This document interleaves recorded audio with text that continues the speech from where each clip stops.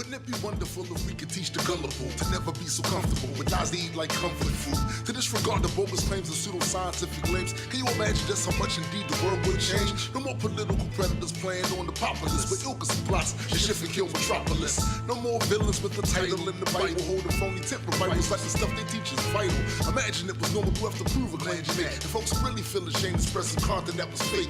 It's not to say we never make mistakes, it's just to say we go out of our way to show the evidence it takes. Remain skeptical while you travel the road. The reason stay strapped with logic and facts. That's what it is, yo. Keep reality intact to help the truth grow. Question every claim, especially the ones you believe in. Remain skeptical while you travel the road. The reason.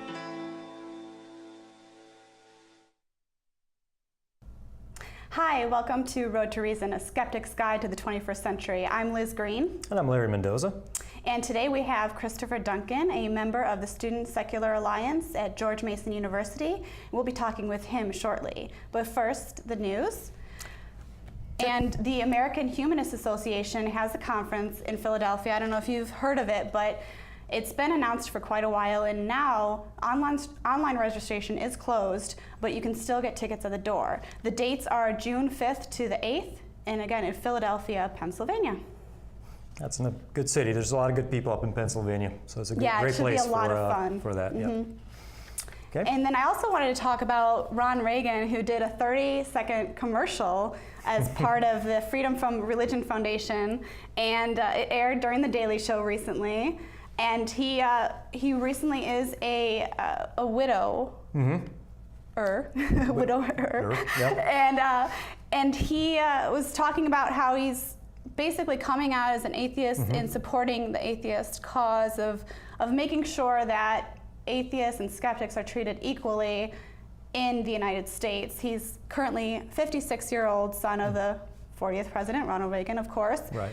And he said, lifelong atheist, not afraid of burning in hell, which I think it's good to add humor to things. Right, no, and humor, and especially when it aired during a Comedy Central. I mean, that's perfect. I mean, the demographics he used in it. Right, the demographics are perfect for that too. Yeah. But I think it's interesting that, you have Ron Reagan, the son of, the champion of the conservative movement and the Christian Coalition and all that, when all that started back in the 80s, that now he's coming out as an atheist. I guess, sometimes the apple does fall far from the tree, so we're glad to have him on board. And I think it's a great partnership that he's partnering with an established nonprofit organization already. From Religion Foundation, yes, I believe? Yes. Yeah, so that's a great celebrity to have on board. And of course, we know David Silverman is the director of the American Atheist, and he is working on getting Atheist TV out there. So that'll be really great. His goal is to reach 7 million households. And that's a large number. What do you think about that? I mean, that's pretty ambitious, but David Silverman has been known to be a very ambitious person. So, I mean, he can do anything, right? He can, if anybody can do it, it's going to be him. Definitely. So, but this kind of reminds me, as far as TV, is that we started this is on Fairfax County Public Access Channel on Channel 10 and 36. 36, and right, yeah.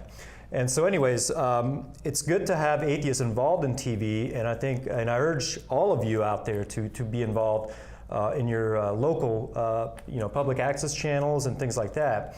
It helps to have multiple public access shows. And anybody out here in the Northern Virginia area, if you would like to help out on our show, you can do it in a number of ways. One way is you can donate money, obviously. You can send a check in to Fairfax County Public Access, care of Paul Sheehan, and it's tax deductible, obviously.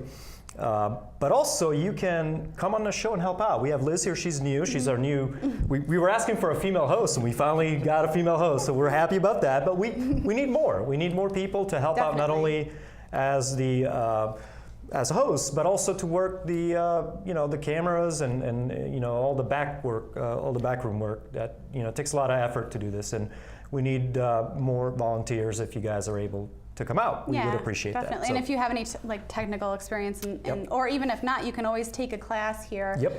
They have really great classes, and just to learn how to use the equipment, and then that way you'll be able to work on the show. Yep, So it's that's great a lot of fun too. As far as the Atheist Yep, TV, TV, yep. So they're basically planning on being in all these households, and it's part of their strategy, the American Atheists, to be where they're normally not, to make atheists visible, more visible in the Right. United States, Yep. And not be afraid of doing something that's never been done before. Right, and part of the goal of American Atheists is to normalize atheism and to make it part of, make it a household name. We know for a fact that there's a lot of atheists in the closet, so to speak, and what we're trying, what American Atheists is trying to do, and its local subchapters, is to basically come out, be vocal, and so David Silverman has always been dead set on doing that. So it's great. I support it fully, and hopefully, we can play a part in this. Yeah, that should be really exciting. Yep. So, and you were going to talk about the IRS issue. Speaking of yeah. Dave Silverman, American Atheists, a couple of news items besides the TV. So American Atheists also they will file lawsuits when they see that the civil rights of atheists are being infringed on, or if they see an unfairness in government or anywhere else where it's promoting a certain religion. They believe that's unconstitutional, as the Establishment Clause of the First Amendment states. So they filed two lawsuits. The first one was a lawsuit against the IRS, and this was filed a few years ago in December 2012, where American Atheists and two co-plaintiffs sued the IRS in how they treat nonprofits. So if you're basically, the extent of the lawsuit is this: if you're a nonprofit organization, a 501c3, but you're religious, the IRS gives you special privileges. If you are a non-religious 501c3, you have to go through a much more expensive and very intricate process to get that status and to maintain that status. So American Atheists thought this was unfair, so they filed a lawsuit against the IRS. And what ended up happening, this was May 19th, the government, they had filed to dismiss the case on standing. And the judge, the federal court, ruled in favor of the government, so the court case got dismissed based on the fact that American Atheists did not suffer any damages regarding this. So it's a standing issue. So of course, David Silverman is not very happy with this, and they're looking at other venues, but the fight definitely is not over on this, because this is clearly something that needs to change in the IRS code. And another story that was been going on for quite a while, since 2009. 2009, I believe. I mean, yeah. this has been going on for quite a long time. Lawsuits are long marches, yeah. The Oklahoma legislature. The legislature, yeah. So that's the second lawsuit. The American Atheists sued the Oklahoma legislature in the Eastern District Court of Kentucky. Basically, what the Oklahoma legislature did a few years ago in 2009, they passed a law called the Ten Commandments Monument Display Act, where they basically made it legal in Oklahoma to display the Ten Commandments. And the legislature, because of this law, they mandated the courts, what is it called? Sorry, I lost my place there. They arranged a commission for the Oklahoma City Court to arrange a time and a place for the Ten Commandments to be displayed on the Oklahoma City State Courthouse, or the state capitol, I'm sorry. I'm getting all backwards here.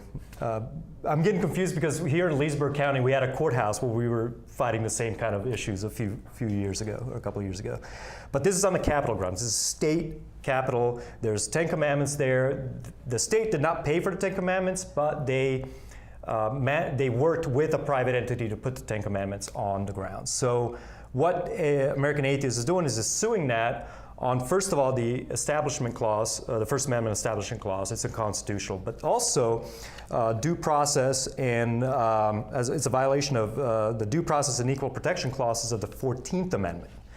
And the government of Oklahoma decided to also file to dismiss the case. However, recently the judge ruled in favor of American Atheists, and the lawsuit will move forward as planned.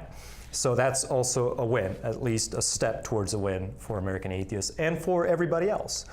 This is not just about atheists. When government infringes or supports one religion over another, that's problematic for a lot of people, not just atheists. So that's that. Oh, and another thing about that, at the same time this lawsuit has been filed, I think the Satanic Temple, an animal rights group, I think a Hindu group are also petitioning the Oklahoma Capitol State House to also put monuments on the State House. So we'll see how this pans out, and it'll be interesting. Let them all in or none? Yeah, let them all in or none. That's exactly it. So hopefully the judge, the federal courts will rule in our favor. Okay, so those are 2 news items from American Atheists. Yep. And so something that very close to my heart, as someone who has been atheist well into high school, there was a sophomore in a high school in Elmira, New York, close to where I'm from in Rochester, New York, upstate. And she was chastised by her teacher for not standing during the Pledge of Allegiance.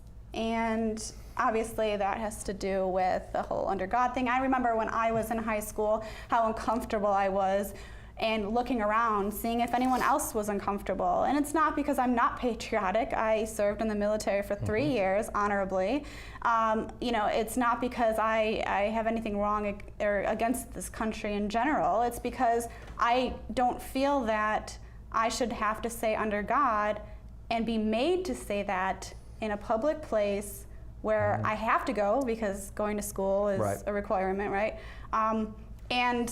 And so I definitely feel for this girl here. And so American Humanist Association wrote a letter to the school requesting that some administrative changes be made and teachers be told that you can't just tell a student to stand if they don't want to. You can't compel a student to stand and recite the Pledge of Allegiance. I mean, that's a free speech issue also on top of everything else.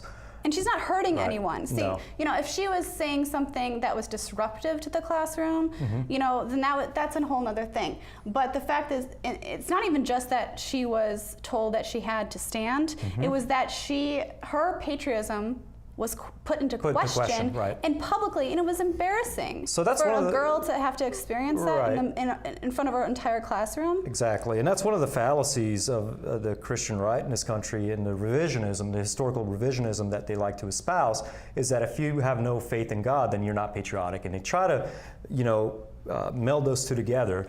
And they try to make people feel really bad, and it's almost like compulsory, theology in school. And that's clearly courts have ruled against this. I mean, in this country, we have a right to object, conscientious objections in the military. We have a right to burn flags. We have a right to do a lot of these things, regardless whether people find them abhorrent or not. I mean, prime example of that is the Westboro Baptist Church. Yes. They won a Supreme Court case to be able to picket at funerals. And I mean, how unpatriotic is that? However, it's free speech, no matter how abhorrent it is.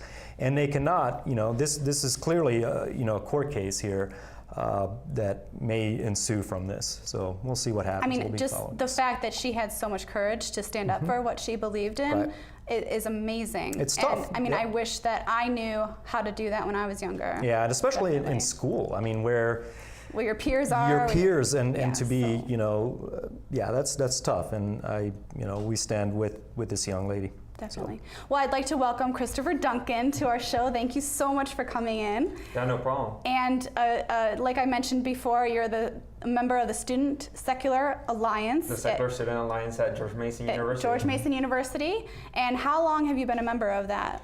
So we just started doing, so the Secular Student Alliance at George Mason has been existing for a long time, but it's been dormant for many years. And this last 2 semesters, we have revived it into the powerhouse that it is nowadays. Great. So it's pretty cool. Well, can you start off by telling us a little bit about how you became an atheist and how you were raised You said you were raised in Panama. That's correct. I was born and raised in Panama for 17 years, and as a kid, I really didn't have any problem with religion. It permeated the whole culture.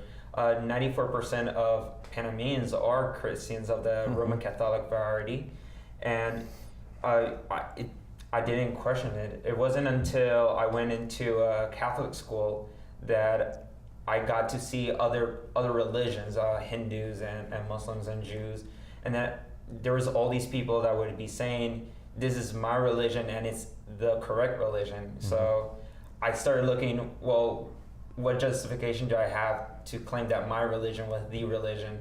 So as for looking for answers, many of the books that I stumbled to, one of them was about mythology. And I love mythology, I like urban legends, so I started eating up that book. And one of the sections of the book was on Jewish mythology.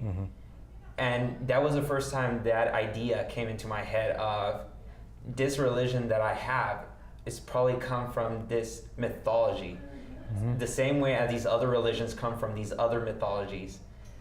And as soon as I had that idea, little by little, everything else started crumbling down.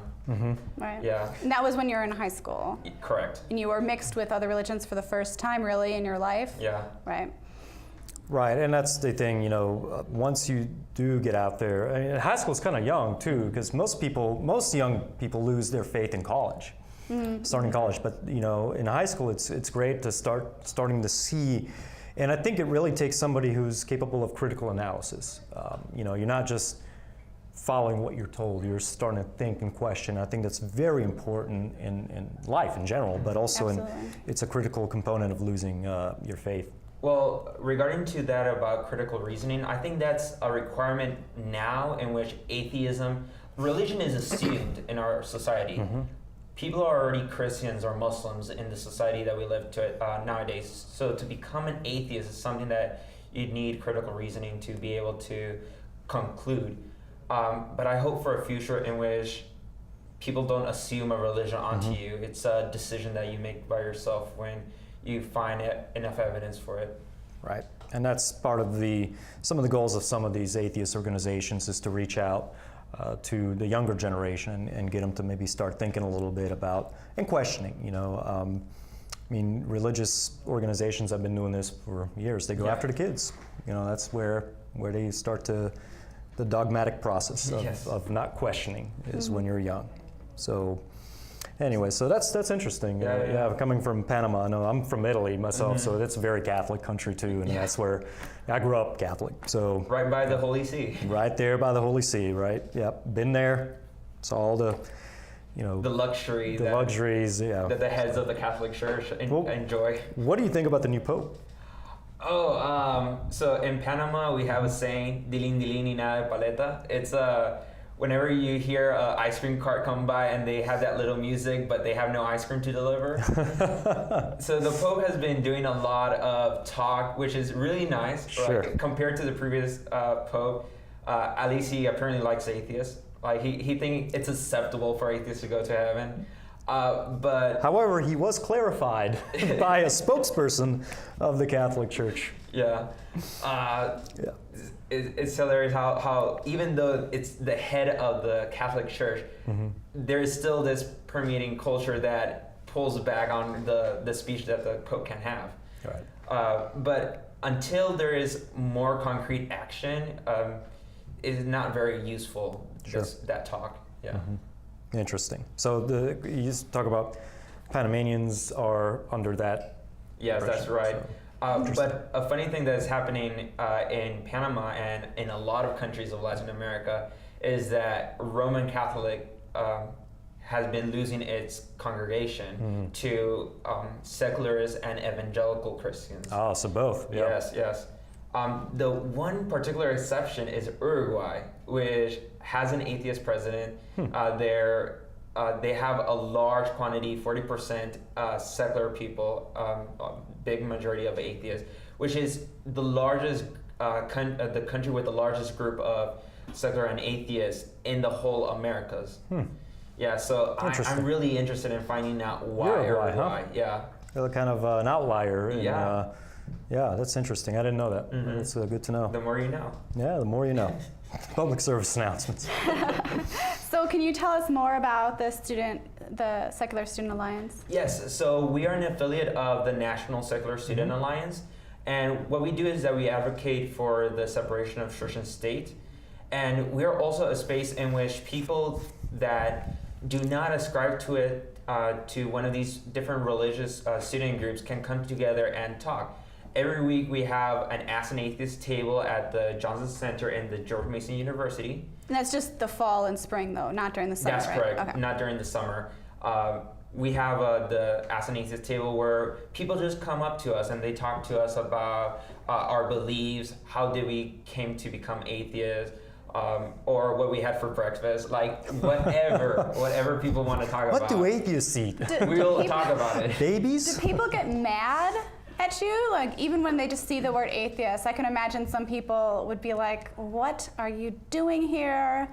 So the people that come talk to us, they're very nice people. But people that do not talk, like they give us stares or they look at us funny as they walk by us. But the people that come and talk to us, they're really nice people. Yeah, and I enjoy having these conversations. We have conversations with Christians, Jews, Muslims, Hindus, Wiccans. So yeah, different faiths come talk to us, and it's fun, and it's the biggest recruiting tool that we have on campus. Yeah, and that's, I think, very important for any student organization out there, that you got to think long term, and you want to recruit underclassmen always and constantly to kind of keep the torch running, because that's one of the biggest hardships in any student organization is to kind of keep it running, because you know it kind of goes in waves. You know. Yeah, and everyone has their own schedule. Everyone has Yeah, their it's own very things tough. going on, and so you know, I really thought that the T-shirt design was really interesting. Oh, yeah, that you guys came up with. So we got a lot of examples of what we wanted for a logo in our T-shirt, and there was one that just stood out. I don't know if we're going to I'm be not sure seeing if we it have on an the- image of it or not, but if Yeah, we do, but the logo on the back of the T-shirt is the best goddamn group on campus, and it's hilarious. We enjoy that shirt so much. We just got it 3 weeks ago. Right Oh, there it's is a the little- image. Yeah. Can't And really see, you know, it's but- funny, when I first saw that on Facebook, I was like, I kind of cringed a little bit, because I was like, I don't like to, I don't know, sometimes. Rub it in their face. Yeah, like I guess I felt like it was kind of rubbing it in Yeah. people's faces, but at the same time, you know, it is going the way of American atheists. The strategy that David Silverman is using is, you know, we're here, and get used to it. everyone else is rubbing it in my face, Yeah. so I'm gonna rub it back in your Yeah. face. That's the eternal debate that we have at the Secular Student Alliance. What kind of strategy do we want to pursue? So- Do we want to be the diplomatic type, or do we want to be the firebrand type? And we have of all types in our group. Yep. And my personal opinion is let each person go through their own path. It takes an army to Yep. bring down a country, Bring back- like they say. So let's talk a little bit more. We got to Yep, we're gonna go on take a break break. real quick, and we'll be back with Christopher here, and we'll talk a little bit more about Great. JMU and the SSA.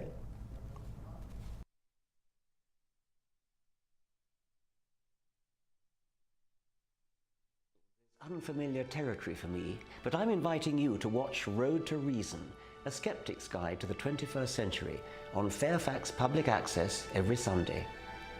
Each week the hosts tackle wishful thinking, religion, pseudoscience, and the harm they cause, with a combination of facts, humor, and community involvement. They challenge believers to defend their faith and give you, the skeptic, a voice. With live call-ins for viewers and streaming on the World Wide Web, there's never a dull moment. Don't wait. Look at them now on Facebook and YouTube, and remember to watch Road to Reason, a skeptic's guide to the 21st century, or there'll be hell to pay. At NASA right now, scientists and engineers are working every day to help humans learn how to better care for our home, so that we never have to leave. NASA has a fleet of satellites around the planet that keeps track of climate change and studies how humans are affecting the planet. NASA has a ton of geniuses, and all of them are working for a future that has a healthy Earth in it. Like when NASA helped find the hole in our ozone layer so we could fix it before the problem got out of control, NASA is doing its part. We have to do ours. this is our home. To learn more about how NASA is keeping an eye on Earth, visit www.nasa.gov/Earth. When I was younger, I didn't want to admit I had a serious disease. Because of my diabetes, I lost the sight in my left eye. Misconceptions continue to surround this monster public health issue. But the simple truth is, diabetes can often be prevented and complications avoided. You're not alone. Understand the realities of diabetes and know that you can manage it and lead a full, active life.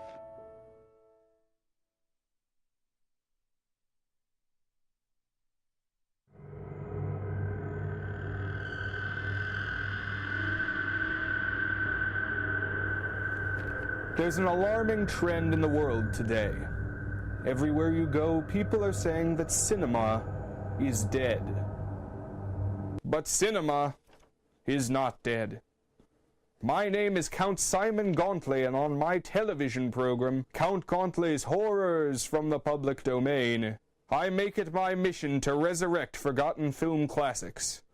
I promise to dredge the sewers and ford the stagnant streams of film history to ensure that no film is truly lost to the ages. Count Gauntley and FPA, keeping cinema alive! Alive! Alive! Well, even though Joseph's been gone 18 months, we've made the decision to keep all his things as they were when he was here last. I finally just packed his toothbrush away like 6 months ago. It had been sitting on the counter in the bathroom. And I was cleaning the bathroom one day and I just thought, okay, it's time to put the toothbrush in the medicine cabinet.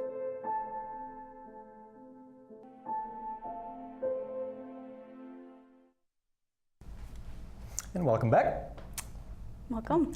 So we're here with Christopher from George Mason University, and we're talking about the Secular Student Alliance and GMU, George Mason University, for those of you who don't know what that and is. so I think it's a great organization, and I'm so glad you're able to come today. And so I wanted to talk a little bit about the Flying Spaghetti Monster dinner that you had at George Washington University. That sounds like so much fun, and I saw some of the pictures on your Facebook. Yeah, by the way, all of the different activities that the Secular Student Alliance does at George Mason University and in the Washington, D.C. metropolitan area, we put it up on our Facebook page. So go check it up, Secular Student Alliance, in parentheses, GMU on Facebook. Yeah, and we had students from all different organizations at from the universities in the metropolitan area. We had our university, George Mason, George Washington, that was hosting the party. We also had Georgetown University, American University, and the University of Maryland. Oh, wow. And it was a first time in a long time that we have all come together and talk about all the different activities and experiences that we have coming together. What surprised me the most is that all these different organizations just fired up in the last few years. Like it's a wave that is coming of secularism and atheism in the young. Yeah, and that's great, because I know that starting right when the new atheism movement kind of started, shortly after that there was a huge wave. I mean, SSA membership increased by exponentially, and so now that wave is still carrying forth. And I hope it still continues, because I think, and I truly believe, that the younger generation is the key is the key of the future for atheism. And these are the people we want to train. These are the people that we want active and vocal. But tell us about, so was there a cake at this dinner? Yes, they're very delicious. Hilarious. There you go. Chocolate there cake. it is. Very delicious. The Flying Spaghetti Monster. The noodly appendage that touches everyone. What? And so for those of our viewers that don't know what the Flying Spaghetti Monster is, can you explain a little bit about that? I know I've seen it on cars before, and I love how you incorporated it into your end of the year event. That's great. So what happened is that in the past there was a court case regarding intelligent design, and then to mock the Christians that were talking about how God created everything and designed it, we put an alternative, which is the Flying Spaghetti Monster. And that was the alternative to the Christian God. Right. But ever since that happened, it took off as a real religion. So people go to Flying Spaghetti Monster churches. They go whenever they take a photo at the DMV to be able to get their driver's license. They use spaghetti calendars on their head as a religious garment. And I remember reading something about how there was one person that wasn't allowed to do that or something, and they made a big deal about it, and then they finally were able to get it. And then he was able to get it, This was a while back, I remember that. And this is the funny thing about religion, it's just that no one can tell you what religion is not. Like the right. I mean, there's plenty of American religions that started in the United States, so what the heck? Government cannot claim whatever you believe is a religion or not. Right. And this is why all these different religions have been coming up as circumvention of different laws. Right, which is right. totally hilarious. Well, I mean, it goes again. It's a Establishment Clause, the First Amendment. Yeah. It's you either allow all or you allow none. Correct. And that's the idea. And you cannot pick and choose which religion you find convenient and based on that. And that's one thing that really irks me about the Christian right, especially, is that they claim to want freedom of speech, but it's only the freedom of speech that they approve of. Of course. And that's what, and we've seen this firsthand with atheists. When I watch David Silverman on Fox, and he's always got the rabbi there with him, and it's like, of course you can have, like, the Jewish population doesn't seem to really threaten the Christian right. It's the atheists that are the most threatening. And so they don't mind having the rabbi on Fox News, but David Silverman, it's hard to let him talk because that rabbi talks his head off, and it's just so.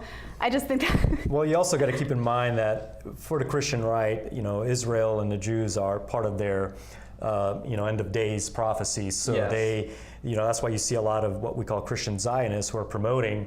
A lot of Jewish Zionism and are supporting it here in this country. But I always found that interesting because it's such a conflict of interest for both parties to align themselves, from a theological standpoint anyway. Right. So I think the Christian right has no problem with the Jewish community being vocal and on TV, but bring an atheist up there or a Muslim, you bring a Muslim on TV. I don't know if they could handle that. Their heads explode. Well, speaking of religion, you were telling me off screen about the Festivus celebration that you had, and I am a huge fan of Seinfeld. I have been watching it since I was a little girl, even though I didn't really know some of the context, but it was. I just remember that episode when I was younger, because I've been atheist since I was a little girl, like 6 or 7, and so watching that was like, oh, that's really funny, and I wonder how true that is, Festivus for the rest of us. Yes. Festivus for the rest of us, yes. Yep. So it was such enjoyable. We actually participated in 2 different Festivus parties. One organized by the GMU Secular Student Alliance at Mason, and another one that Larry here also attended at Rick's Wingrove house and from Nova Atheist. Yeah, this is Nova Atheist and Beltway Atheist Incorporated. We're 501c3, and we hold this. We've been having it. I think it's been 7-8 years now. I believe it's our 8th annual Beltway Atheist Nova Atheist meetup Festivus party. Yeah, it's fun. Yeah, we enjoyed ourselves. Even though the Nova Atheist party didn't have a proper feats of strength. No, we did not. Yes. But the SSA did. We did. SSA did. We started arm wrestling and wrestling on the floor. And was this at the Johnston Center? Where did you do this? We have our private areas at George Mason since it's also dormitories and stuff like that. Yeah. Yeah, and for our audience, or younger audience who may not have seen a Seinfeld episode, basically it's Festivus is the holiday party around Christmas time that non-Christians celebrate. It's kind of a tongue-in-cheek kind of joke. It's kind of funny. Hence the rest of us. Yeah, in the Festivus title. For the rest of us. And they had a Festivus pole instead of a Christmas tree, and they had a feats of strength where they wrestled and did kind of funny things. And you go around the table talking about all your grievances. Yes. The grievances. We had so much to share. Yeah, and our Festivus pole, we made it out of beer can and tape. Of course. Yes, and we had a lot of pizza. Yeah. Very good. Yeah. Very good. All right. That sounds fun. That sounds very fun. Quick question: at the Flan Spaghetti dinner, you obviously had spaghetti for dinner, right? Yes, okay. we did. Just making sure that you keep with the custom here, with the tradition, right? Because otherwise, we would have to file a lawsuit, and you know. Yeah. So you also had an end of the year debate. Correct. Yes. Right? So we have been itching to do a debate for a while. A group of us at the SSA at Mason, and so we decided to do a student debate on the question, does God exist? Focusing on the monotheistic Christian God. Yeah, and that debate went excellent. We had so much fun doing it, and we are hoping to do more debates like it next semester. So tell us a little bit about the structure of the debate, because you guys did something, I think, different, because most student organizations get two well-known figures to come and debate at their school. What did you guys do? So we had our president and vice president debate two of the different students at Mason, and you know, we put them in the arena and let them fight. Good, yeah. So it's students versus students, which I think is great. Yeah. I think that's a great. It's good practice. You know, unfortunately, one of the lacking strong points on a lot of atheists that I've noticed is that they are not very good at debates. Yeah. And so I think that we need to have more of this type of interaction between the students, because it's Well, I great mean, practice. that's natural. I mean, that makes sense if you think about it, because so many atheists have had to hide how they feel. And so if you can't practice talking about it, you're going to have a hard time debating it, right? And not to mention that a lot of Christians, that's what they do. Yeah. They are in front of the congregations. They know how to speak very well in public. They're very good, you know, presentation-wise anyways. And they know the debate tactics. I mean, there are people that get PhDs in Christian apologetics, and part of what they learn is how to debate. And the thing about these Christian debates is that the concepts that are talked about are not that complicated. They're really simple. As soon as you realize the tactics and the fallacies that are dealt in these debates, you yourself are able to talk about these same issues and hopefully convince some of the audience, which is at the end of the debate what we all want. Try to convince the audience. And I mean, and just keep in mind that a lot of structured debates is really not about the truth. It's really about, it's a chess game basically, and you want to beat your opponent with points and this, that, and the other, but it's really not necessarily about truth. I've seen Christians debate and win often, but is their point any more truthful than not? No, it's just that they are better debaters than others. So it's tough. It's a tough thing to do, and you know, we're trying to maybe get some debates here on our show. You know, maybe invite some Christians, apologists to come on the show and have a kind of a debate. So, so we'll see how it goes. We have to find someone that is. I think our producer Paul has found. You mean from our side, or because our producer? The apology. The apologetics. No, I think Paul Sheehan, our producer, has found a couple at least that are willing to come on our show. One of them has a radio show, I believe, that Paul called in, and he's willing to come on the show to do a debate. Very interesting. Yeah, so we're looking at maybe doing some of that here on our show, which would make it a little bit more lively and not necessarily always preaching to the choir. One of the things we always like to do, as you can see on the bottom third of the screen, is have live callers. And I think the structure of the debate we want to do on the show is to have people actually engage within the debate to call in on the show. You see the number there. You know, so if you actually, if any of you watching that want to call in the show, you guys want to ask Christopher here any questions, or maybe us any questions, please call in. So that, anyways, but that's what we were trying to do, is to do that. Now, I want to, speaking of debates, I want to move into the topic of creationism versus evolution. Yeah. Okay, and I want to see your input as a younger, as a student still who's probably very well versed in biology. You're in college. You're relatively smart guy. So my whole point, and I read a Victor Stenger article on this recently, which kind of got me in a conversation with Rick Wingrove. And Rick and I disagree, and I might disagree with you on this topic, is that I think that evolution versus creationism debates are kind of a waste of time for evolutionists, and I don't think it does it does us any good. For example, the Bill Nye versus Ken Ham debate. You know, it was very highly publicized, and oh yeah, and Bill Nye wiped the floor with Ken Ham, and blah, that's great.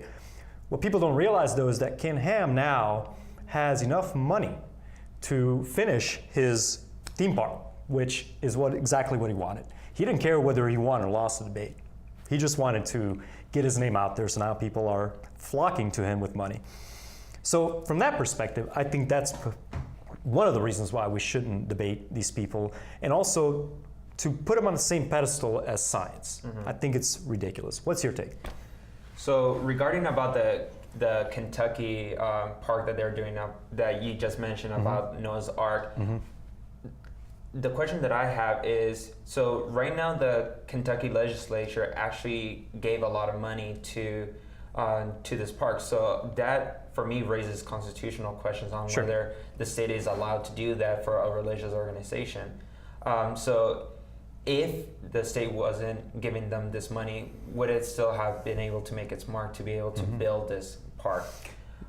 Regarding the debates itself, let it happen. So the problem we have here in the United States is that a plurality of people actually believe that the Noah story is true.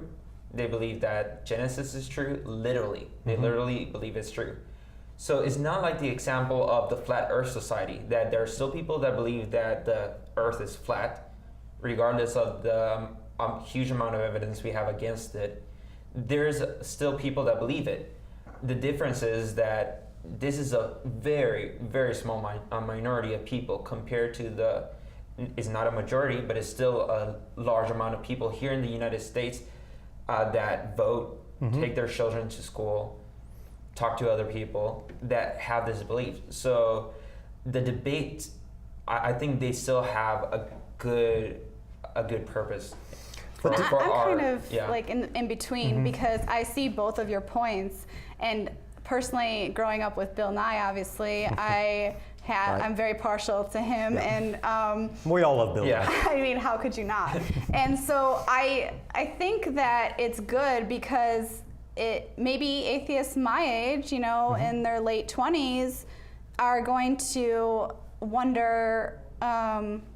Maybe now is the time. Maybe now is the time for me to come out and say what I want to say to the world because of Bill Nye, for example. You don't know who he's affected and how positive that impact could have been. So even though, you know, creationists may have benefited from that debate, there was still that publicity of an atheist being on TV and YouTube and all these things to spread the word more. And so even if you're a fan of Bill Nye and you're a Christian, you get to see atheism represented in a way that is normally not as publicized. Yeah, and we have to keep in mind that this debate was not talking about God at all. It was all about science. What evidence we have for or against the flood myth.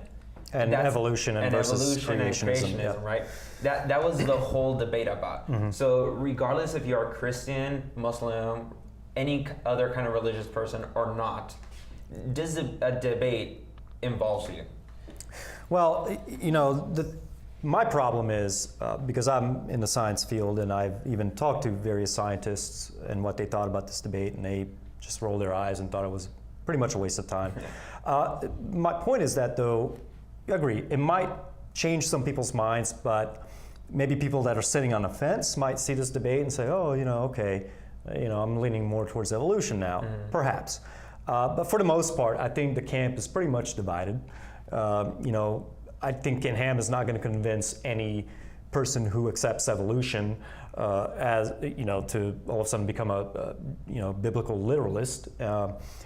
And vice versa. I don't think any creationist out there who really believes in the literal interpretation of Genesis and the flood and, you know, the Old Testament is going to change their minds. You know, I think the debates want to speak to more of the agnostics, maybe, I don't know, this, you know, there's a or lot maybe of liberal. agnostics in this country. Yeah, there are, but I think, though, that a better venue would be something like Cosmos, Atheist TV, our show here. I think that's a better use of time for people to spend on the subject of whether creationism or evolution is right or wrong. I think that, again, putting creationism on the same level on a debate, as Richard Dawkins said, you know, it looks good on the creationist resume, but it looks horrible on a scientist resume. And I think that holds a little bit of water. You know, I don't know if you guys are familiar with Duane Gish. He recently died. He was a Christian apologist. He was known for his debate style called the Gish Gallop. And what he used to do during debates, he used to throw about 1 million things out there. And so the atheist then was left to try to rebut every single point that he threw out. He would throw it out in like 30 seconds. Which happened in our debate as well. And that's a debating tactic that they use. Richard Dawkins was asked to debate Duane Gish, and this is back a few years ago. And Richard Dawkins actually consulted Stephen Jay Gould, very well-known evolutionary biologist. And Stephen Jay Gould told him, don't do it. And for the same reason that I'm, you know, kind of espousing now. But that's thing. I don't know. It's a kind of a double-edged sword, I guess. It's just that one thing that worries me is that we're watching the whole population as the same kind of person and thinking, let's find the best strategy to reach them. I think what we have to realize is that different strategies will reach different people. So the best strategy that we could use is to use as much avenues to reach people as possible and not having to limit ourselves, including these debates. Yeah, it's true what you're saying about the pedestal but that's only in this group of people that understand the science. But in the United States at large, creationism and evolution, they are both just two different sides of the same coin. Well, I was going to say, you know, it was with Bill Nye specifically. He's a very well-known figure. He's definitely getting out there in the last couple of years, much more than he has. Especially around climate change. Climate change and evolution. Yeah, well, science in general. Dancing with the Stars. Yes. Which was amazing. And so I think that having him up there is like saying, well, you know, I trust what he says, so I'm going to listen to what he says. You know, I trust his show you know. So there is some of that, the fact that he is so famous, you know, and even if I was Catholic or Christian or what have you, I would still maybe say, I trust him from my previous experience, so maybe I'll give him a chance and listen to what he has to say. One thing that I would like to distinguish is that it is true that we have a trust on Bill Nye, but we have to be careful when we say that because people will equivocate that with faith, you know, trust in the Bible or trust in God. Right. The difference is that whenever Bill Nye has his show, appears on TV, goes on a debate, he provides the evidence on the things that he's talking about, and that's the essential part. It's not so much that we give trust in Bill Nye, therefore we're going to believe what he says. Is because he provides evidence for the claims that he makes, and we evaluate those claims to see if it's true or not. Right, and I mean that's how science works. I just think it's better used when you have shows like Cosmos, which reaches millions of people, by the way, and that's a great show. You know, it's you know, Neil deGrasse Tyson out there. You know, great public speaker. He's doing a lot of good stuff, and the show is produced by Seth MacFarlane, which I didn't know that at first. I was like, wait, Seth MacFarlane produced this? And of course, Seth MacFarlane is a well-known atheist as well. But so, you know, that's the kind of stuff that I'm talking about is normalization of, without necessarily having to raise, you know, creationism. You know, my whole point is we want to marginalize creationism in this country. We don't want to put it in the mainstream. I mean, it kind of is. I get that, but I think shows like Cosmos and more of these types of science shows need to be. You know, I think it's a better way to do things. Again, you know, that's my viewpoint. Obviously, different people think different things, and that's fine. But you know, it's hard because it's like, for example, someone who has a PhD in chemistry teaching someone about the small, like a kindergarten, you know, kindergarten level science. It's hard to do.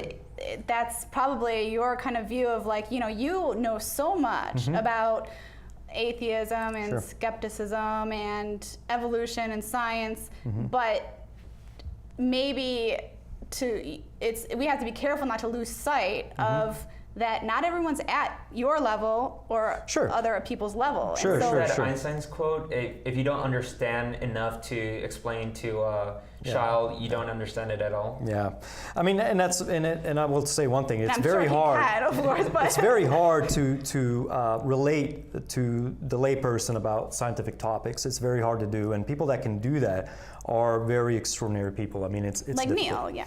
Like Neil, and there's a couple others. Sean Carroll, he's a biologist and vice president of science education at the Howard Hughes Medical Institute, does a wonderful job at writing books that, for the layperson, and he knows how to relate in his talks.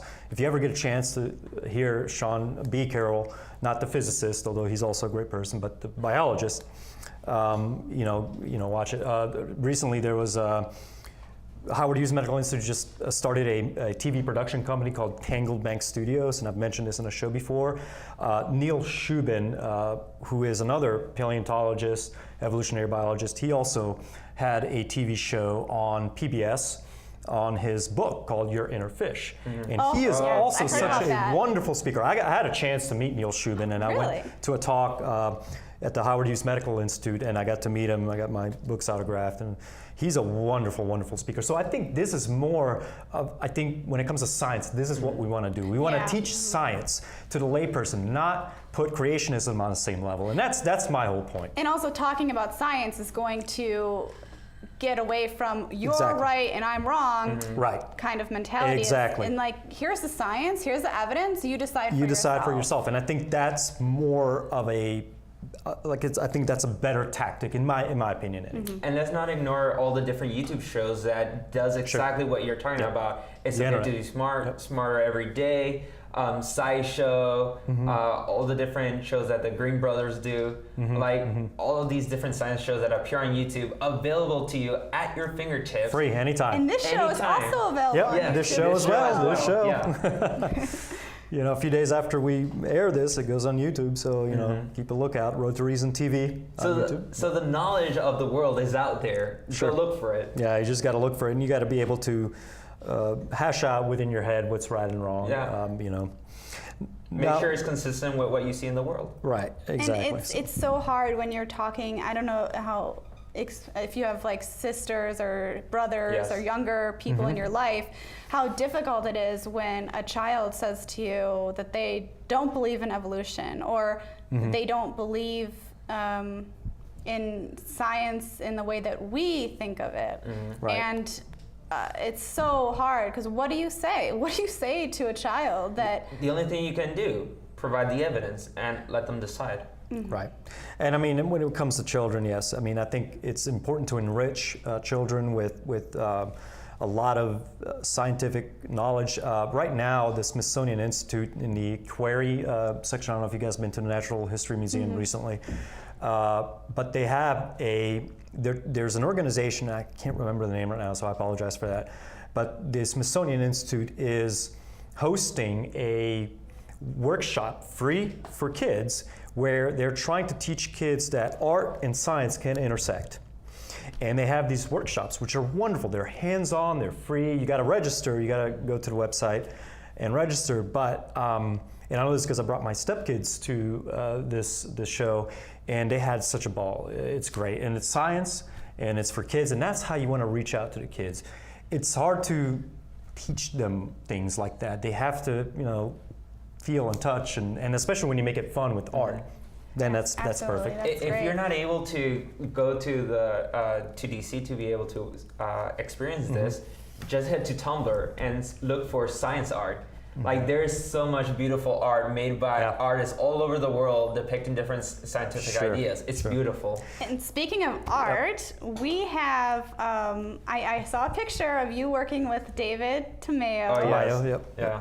Tamayo, yes. So- and Yeah. you were working on a documentary with him that he's filming. He's in the process of filming right now. Correct. Yeah. So can you tell us about that? Yeah, so David and I and other members of the Hispanic American Free Thinkers, HAFRE, we're working on a documentary about the different beliefs that Latinos have in the US and how does it affect the community. So this past week we were filming people that were at Woodbridge and asking them about what do you believe and why do you believe that. And it's so amazing. Like, in my experience, we are loud people, right? We are emotional and we move all over the place. And trying to talk to these people in their lives, at first it was, hard to get them out, talk to them. They were shy. But as soon as you put the camera in front of them, they go back to the Latinos that I know of. Yeah. That's what I would expect. Yeah. But you guys went to churches, correct? We went to a Pentecostal church and also filmed people. We're doing this all over Virginia, and we're also planning on heading to Florida and New York to also film at some locations there, asking people, what do you believe and why do you believe it? Right. And there's, I remember talking to David about the documentary, and so it's in production right now. It's going to be in production for a little bit of time. So if there's anyone out there that wants to help out, I'm sure he would love the assistance. So you can contact him through our show. Yeah, we're looking for people to be able to film, to interview. We're also looking for different religious organizations that want to appear on the film. So if you want to get in contact with us, HAFRE.org, that's our website. Please contact us. It would be great. And what's the full name of the organization again? The Hispanic American Freethinkers. So that's HAFRE, HAFREE.org. Correct. That's where you can go to find more information on how to help out with this documentary, which I think is very important because David Tamayo, he's the president or the executive director of HAFRE, and he's also a host on our show, which if you guys watch our show, he comes on a rotating basis. And if we've had conversations with him about his concern that a lot of Hispanic Americans are leaving Christianity, but they're joining Islam or evangelical. Yes, in New Islam. York. Yes. Yeah, which I think is wow. So they're having Hispanic mosques being built now. It's just very interesting. So and the main reason why is because they come here to the United States and they need help. They need help learning English. They need help with taking care of their children while they're looking out for jobs. And these religious institutions, they are providing that help. And that's something that our groups are not doing. Yeah. So they feel indebted to these groups. They already have a religious identity, which easily can morph into Islam or evangelical. Sure. It's easy to just step out. Well, listen, we want to thank you. We're getting ready to run out of time here, but we want to thank you for joining us, and we wish you luck with the Secular Student Alliance. We hope you do come back to our show and kind of tell us how things are going, and good luck with everything. Thank you very much for having me. Yeah. So I guess this wraps it up here in a few seconds. I just want to tell the audience to come check us out on Facebook and on YouTube at Road to Reason TV.